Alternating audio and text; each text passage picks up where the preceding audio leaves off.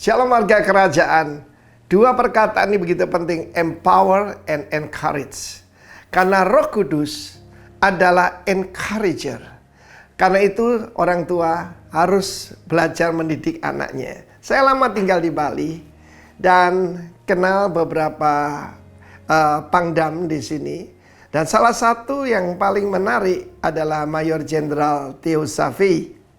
Nah, Mayor Jenderal Theo Safi ini kan dari suku Bugis, dari Makassar.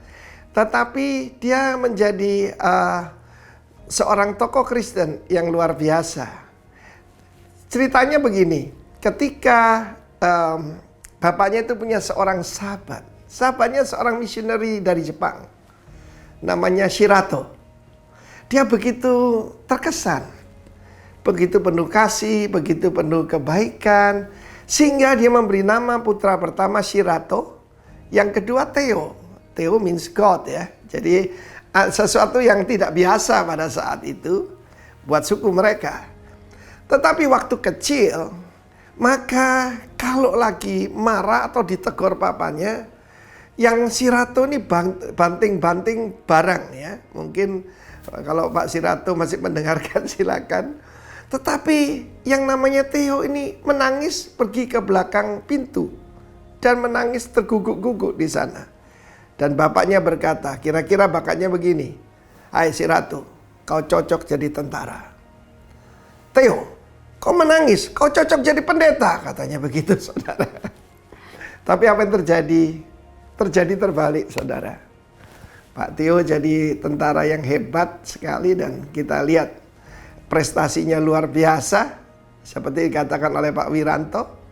Tetapi yang Pak Shirato itu jadi pendeta, saudaraku. Tetapi paling sedikit orang tuanya mengarahkan. Demikian juga setiap daripada kita. Kenalilah anak-anakmu. Dan jangan serahkan kepada masyarakat. Kebanyakan diserahkan kepada masyarakat, dikirim ke luar negeri.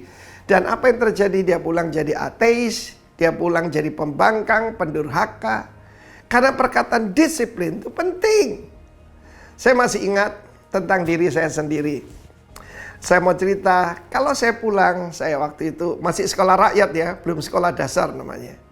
Dengan bangga saya tunjukkan, yaitu rapor saya kepada papa saya.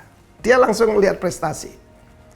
Membaca, berhitung, bercakap-cakap, pengetahuan umum, bagus. Dia bilang, good. Tapi ibu saya melihat yang di bawah. Apa itu? Kelakuan dan kerajinan. Dan saya berakhir dididik oleh ibu saya. Sebab sebetulnya saya bisa lebih dari itu. Cuma agak malas. Ya, merasa diri pandai. Dia bilang, you can do it better than that. Dan kelakuan, suka ngelawan, saudara. Ya. Dan terutama saya belajar sesuatu. Saya sekarang menjadi seorang pendidik. Saya punya anak-anak rohani. Saya ketua dari sebuah STT. Maka saya tahu the power of character leadership. The power of principle leadership. Saya belajar terutama dari ibu saya. Nah, kejadiannya adalah ketika saya masuk remaja, saya bilang pada bapak saya, "Oh, sudah, aku tidak mau jadi insinyur, aku mau langsung kerja saja." Dan apa yang terjadi? Dia tempeleng saya, saudaraku, sambil mengeluarkan air mata. Saya putranya satu-satunya.